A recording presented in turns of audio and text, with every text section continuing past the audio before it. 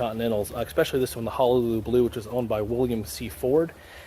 Really cool color. It was a custom color, and the cool thing was, as he drove the car and it got older and he wanted to refresh it, he actually sent it back to the factory. They put it back on the assembly line and they put a 460 in it.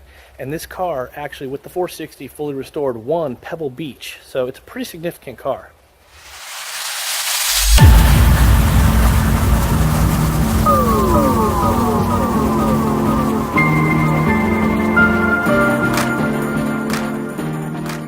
So this 56 Continental was ordered by Henry Ford II for his wife.